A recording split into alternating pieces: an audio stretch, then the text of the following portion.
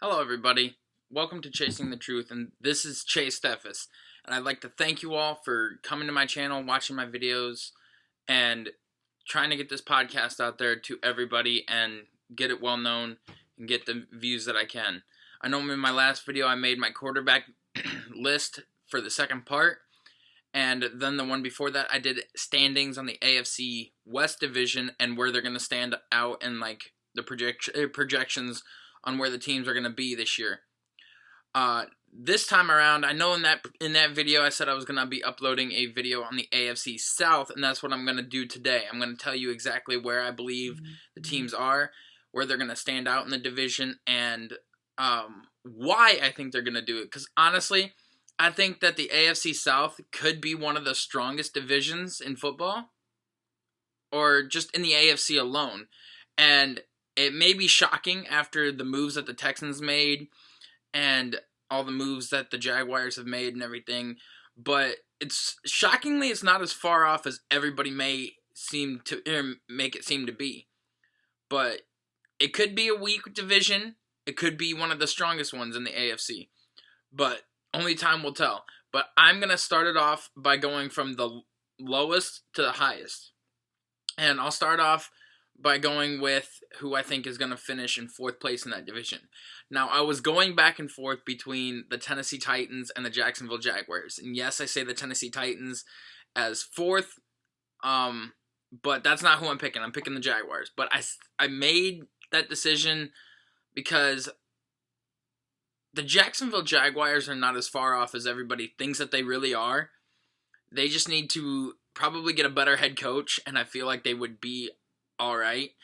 As far as their team goes, everybody thinks that they're going to be the worst team in football this year. They're going to finish and have the first pick and everything like that. But really, they're not that bad. They finished with a 6-10 record last year. I know that that's pretty bad, but like Gardner Minshew was the quarterback who had taken over for Nick Foles after he got injured. Nick Foles got injured, I think the second or third game of the season. Broke his collarbone. Gardner Minshew came in, took over. And he ended up starting 12 games and played in 14. Now, the stats that he portrayed, he had over 3,000 yards. I think it was 3,200 yards, 21 touchdowns, and 7 interceptions. Now, I don't know about you guys, but I would say that's pretty good stat line for only starting 12 games and for just coming in and being a rookie. Now, everybody says that Jags do need a quarterback. I think Minshew stepped up and played pretty well, especially on the offensive side of the ball since he didn't have a good offensive line.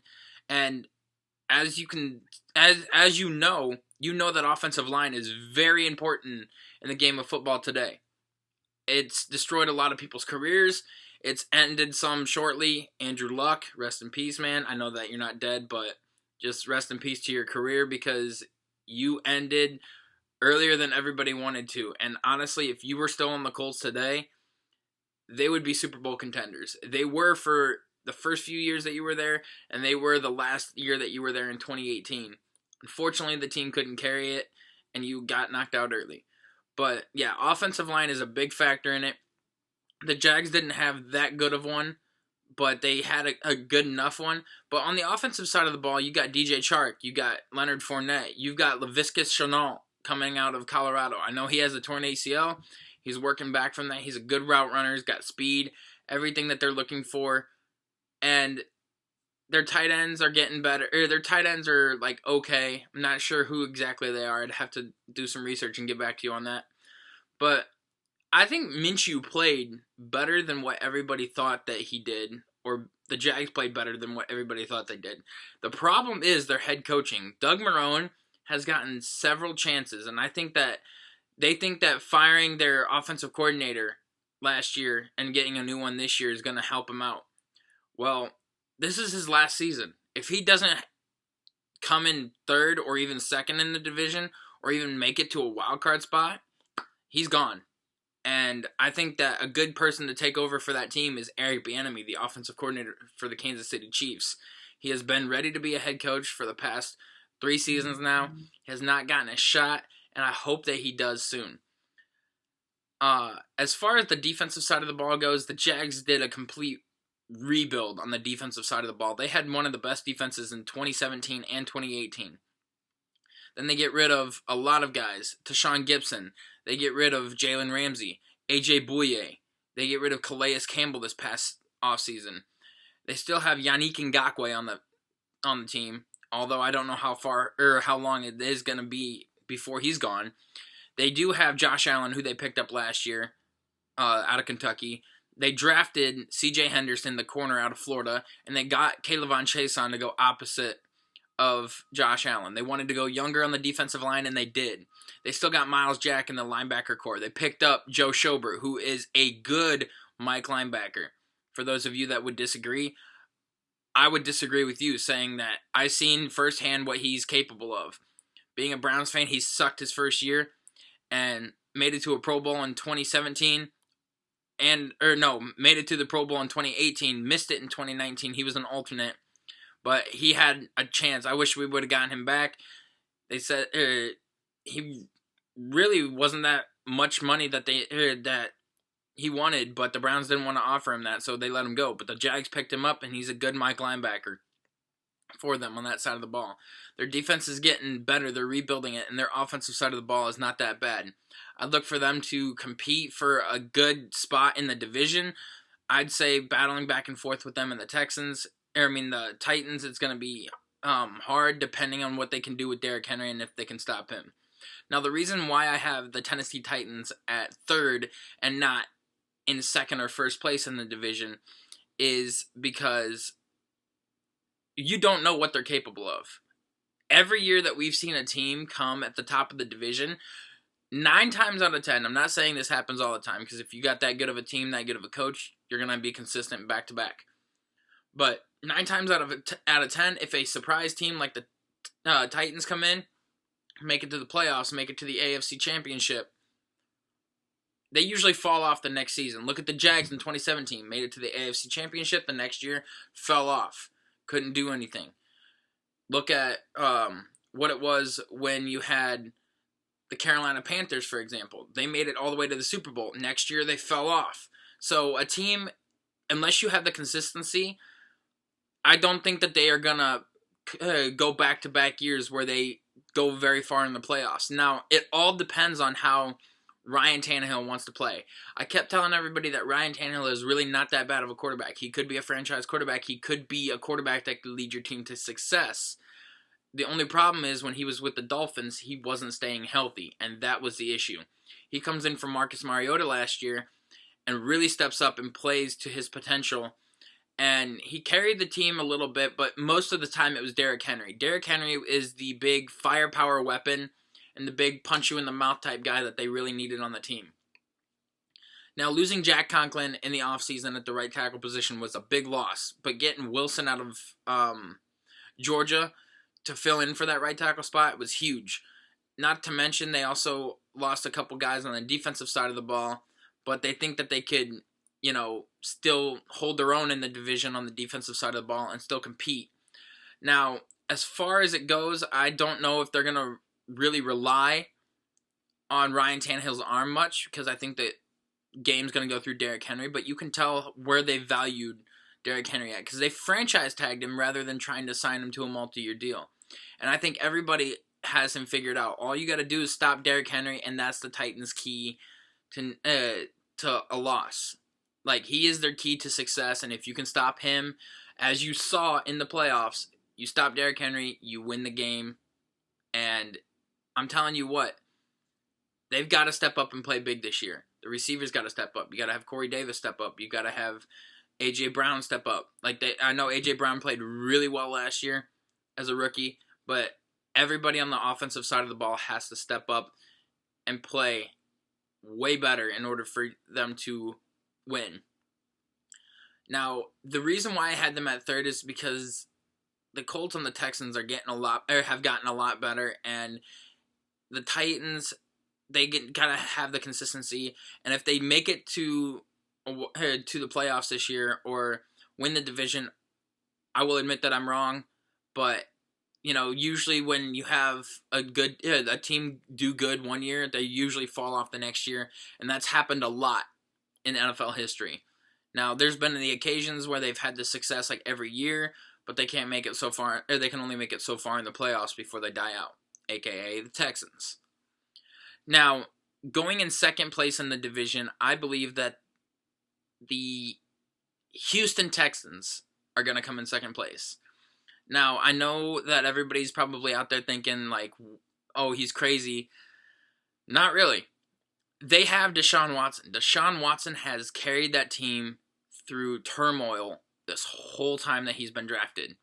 Got drafted in 2017, and his first year lit up the league, dominated, and then he ended up tearing his ACL. In 2018, led the Texans to the playoffs, didn't get past the divisional round, lost. 2019, led them to the playoffs, didn't get past the divisional round, lost. Then in 2019, this past offseason, led them to the playoffs, he got past the wild card round, didn't get past the divisional round, and then lost. So they had the advantage on the Chiefs. They were up 27-3 on the Chiefs, and then the Chiefs come back from being down by a lot and completely annihilate the Texans to move on. Now, the Texans have Deshaun Watson has carried the Texans through Bill O'Brien's stupid decision-making, getting rid of a lot of players. I know that picking up David Johnson was a good call, but not for the right player. You know, you traded away DeAndre Hopkins, probably the best offensive weapon that Deshaun Watson had to work with. Will Fuller is good too, but he's been inconsistent and has had many injuries. He's a speedster guy, but Hopkins had the hands and had the ability to catch the ball. You signed him to a massive contract and then you get rid of him. You also don't re-sign a guy like Jadeveon Clowney and you let him walk. I mean, that was dumb on the defensive side of the ball because having him opposite of Watt and having him paired together was huge. And you still have Whitney Merciless, you still have Watt. Your defense is back and forth. You got Lonnie Johnson Jr., the corner out of Kentucky. I thought he was pretty good coming out. I wish we would have gotten him, but hey, we got a guy that was just as good, if not better, in Greedy Williams. And just having them is really going to step up on the Texans and make it big for them.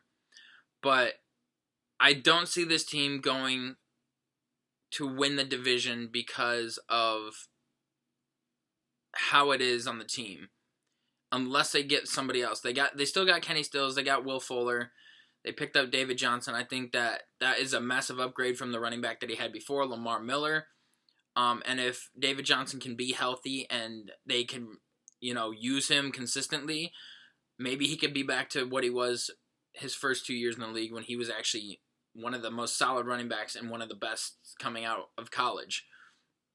But yes, Deshaun Watson's a good quarterback. Yes, he's carried this team through turmoil. He got kicked in the eye, had a swollen eye, and still made a pass completed and won a game for them.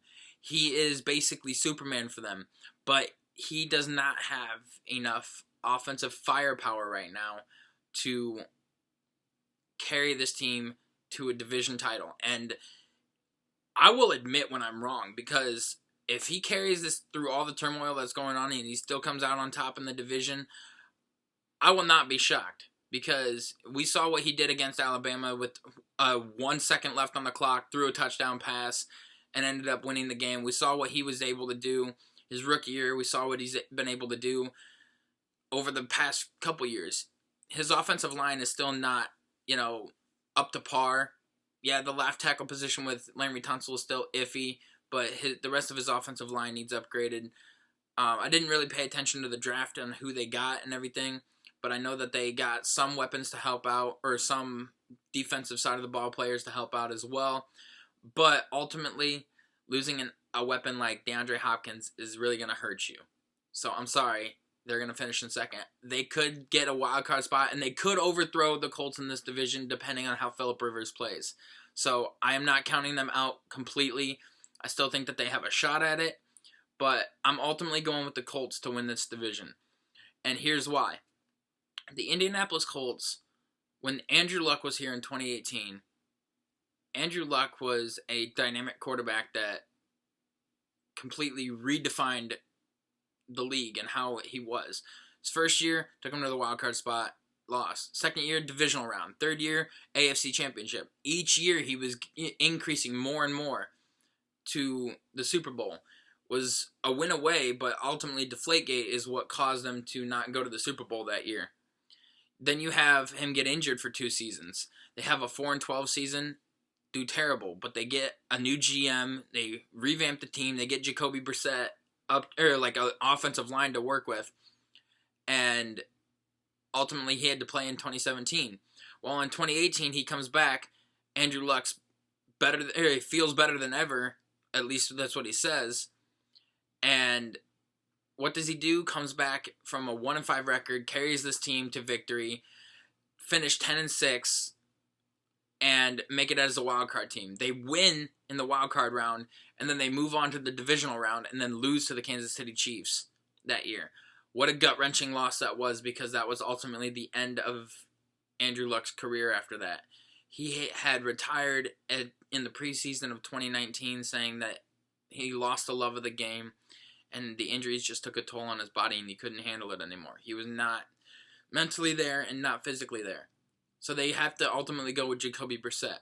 Well, how does a team that goes to the divisional round the previous year with a lot of the same players returning, Eric Ebron, you had T.Y. Hilton, you had Darius Leonard on the defensive side of the ball, Jack Doyle came back, Anthony Costanzo, Quentin Nelson, you got the whole same offensive line. How does a team like that go from a playoff team and a Super Bowl contender to not winning the division and not making a wild card spot? It's their quarterback play. Jacoby Brissett's not the answer. Yes, he was a bridge quarterback and he was a decent backup, but he's not a good starter. Now, having Phillip Rivers in there is a upgrade over Jacoby Brissett. And you can disagree with me if you want, but it is true. He is a massive upgrade. Having that offensive line surrounded with Phillip Rivers is going to help him out tremendously, because he's got a lot better offensive line there than what he did in LA. And honestly, that's going to make him more comfortable. This offense is more friendly. They got Michael Pittman as a receiving option. And another reason why was T.Y. Hilton was injured for a lot of the season last year. They also picked up Jonathan Taylor, a good running back out of Wisconsin, pairing him with Marlon Mack, having both of them as a 1-2 punch combo. It's great.